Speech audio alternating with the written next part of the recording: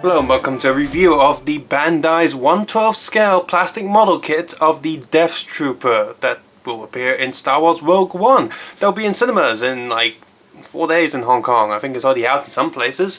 And yes, this follows a standard line of Bandai model kits, which are pretty much action figures that are very posable and definitely better than the Black Series, if you don't mind, assembling it first. Very nice box art, and it's done in a drawn style. It's pretty nice. And of course you got the side here, and remember the prices of these things are always cheaper than the Black Series. So that's great. You just need to build it. And here's a side showing you the actual scale of the figure, so you know what to expect. And yeah, pretty good box overall. And the instruction manual here, the build is so simple that even though it's in Japanese, you can build it just fine if you even can't not understand it. On the back of it, they give you a paint guide with different paints. Now this is hard to understand, but they do give you numbers here on what paints you need to get, and also tells you what you get inside, and basic instructions on how to apply decals if you will apply the decal sheet that I'll show in a minute. There's a parts list here, and of course the instructions that go through on a single sheet of paper that's just folded up. And the instructions are very easy to follow, and these are very easy to do. If you have no prior model kit experience, you'd still be fine. It's just that easy. And speaking of decals and stuff, they actually come with 2 sheets, just like all the previous one. Depending on your skill level, you can either use the sticker sheet or the decal sheet. And the decal sheet's also pre-cut, so you just need to do a rough cut around the edges, and you can get decal out just fine.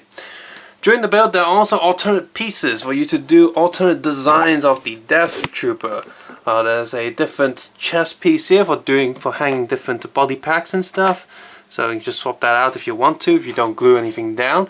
And yes, these model kits do not require glue or clippers if your fingernails are good enough, but of course it will look better if you use clippers, and it will be more secure if you use glue, and of course it will probably look better if you use just a tad bit of paint. But you got alternate body pieces here. There's an extra piece here for the helmet if you don't want him to have any like extra attachments, and yada yada. And also 2 sort of rubbery ball joints that make the articulation a bit better around the feet, but they do make the overall look of the suit slightly inaccurate, and there's just some extra random spare pieces from the mold, because it does share certain mold pieces with the regular stormtroopers. You get a sort of tiny pistol here, which I've seen quite a few times from other stormtroopers. You got this blaster here, which is actually cast in a slightly dark metallic color, so even if you don't paint this at all, it still looks good. Ammo clips can come off if you want them to, because this is a model kit, so you can detach these certain modules if you feel like having a gun that looks slightly different. Again, adding to the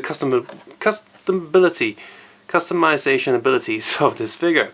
You also have, I'm guessing what's going to be their main weapon in the movie, this huge rifle, these canisters just popping out, and they all looks really good. And of course you do get some hands right now on my trooper. I have on his right hand I have the gun holding hand, but he also comes with a left hand gun holding hand. He also comes with a right relaxed hand, which I currently have his left hand as the relaxed hand. He has the alternate gun holding hand. I guess this one's for the pistol or something. And also comes with only 1 fist, unfortunately. It does not come with a right hand fist. Enough of that.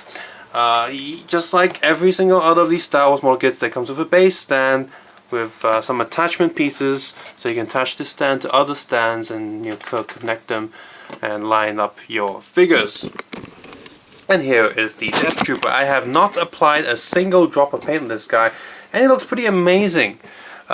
Shiny plastic, as well as soft rubbery plastic for the joints, as well as the bottom of the feet, makes him stand a bit better. And it's got this piece here, which is not rubbery, but is made out of softish plastic. Does get in the way of the articulation a little bit, but oh well. The glass piece in there is actually made of a transparent plastic. It's hard to see that it's transparent, but definitely gives a good effect. It's one of these subtle details you don't really notice until someone tells you, hey, that's actually transparent and stuff. And yep, that's some sort of head radio scanner piece that you can swap out for a flat piece, so he has a flat helmet.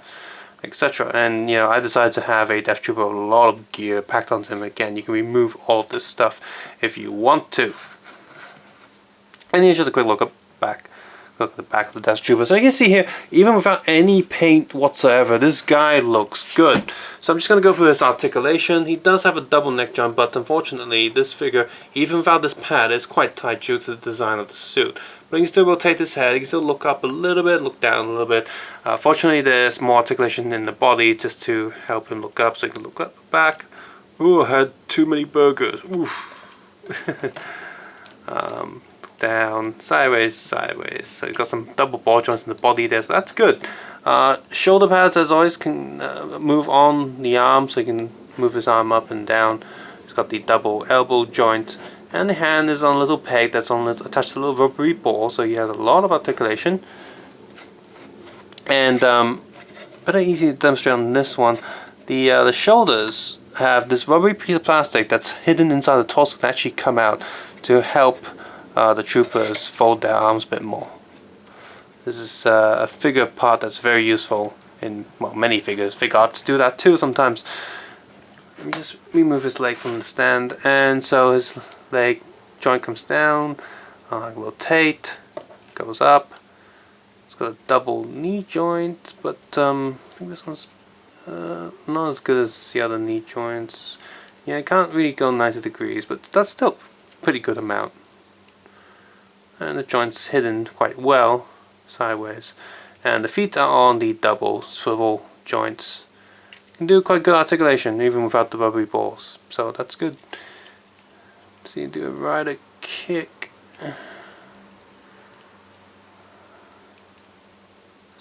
Well, these troopers are meant to be stiff anyway, but you see the articulation overall is pretty good.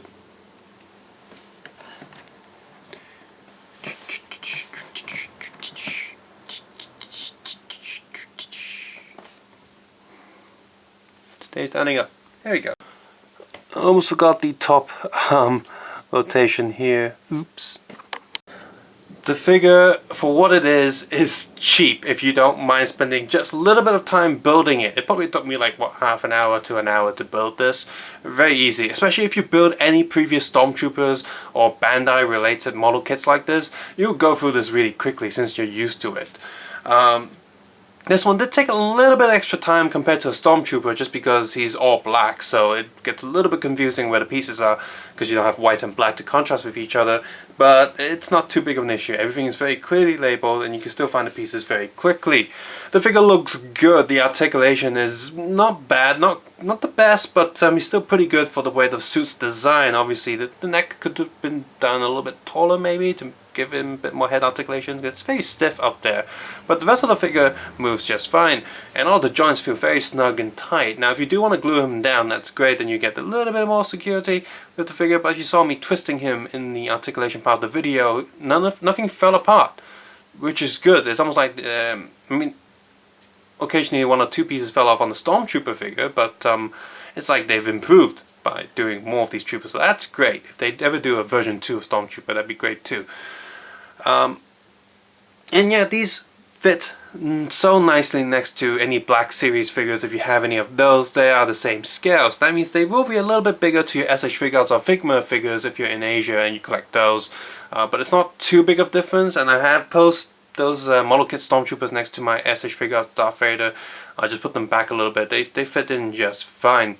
So if you want a really cheap and really good looking Death Trooper figure, definitely consider picking this up. And if you're buying it overseas, the shipping shouldn't be too bad either, because this thing isn't heavy at all. It is a model kit, so for the most part it is a hollow piece of plastic. You know, the body inside is quite hollow, so yeah, definitely worth considering. And the customization and abilities for that is very, very good. They give you more than enough extra pieces to do any of that, and every individual pack that you see on my Death Trooper can be removed and placed on different places, so that's really great. And I like how they give you stickers and decals as options. These are definitely aimed at people who collect action figures more than people who play model kits. It sits very comfortably in the middle, and so the difficulty of building this is very, very low, and I think that's one of the main pluses of this.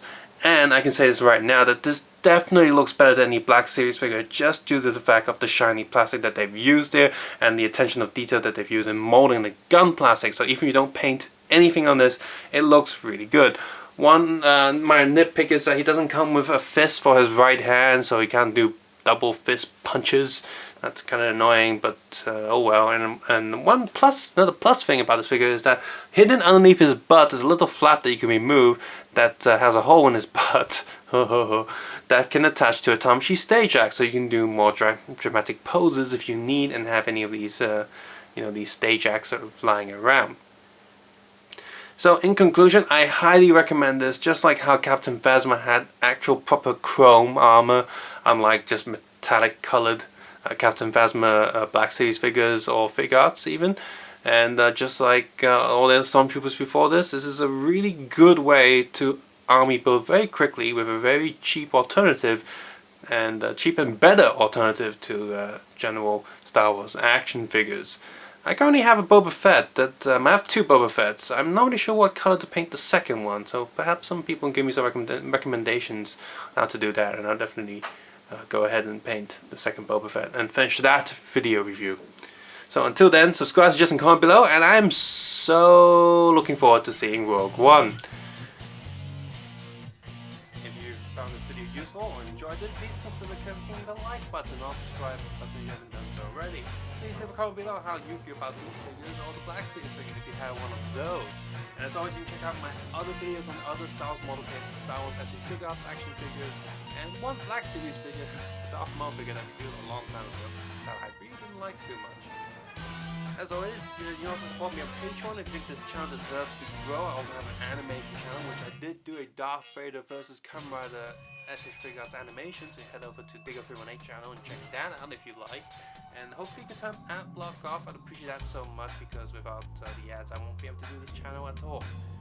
And as always, you don't have to do any of that. Take care, have a nice day. I'll see you guys soon, and of course, may the Force be with you.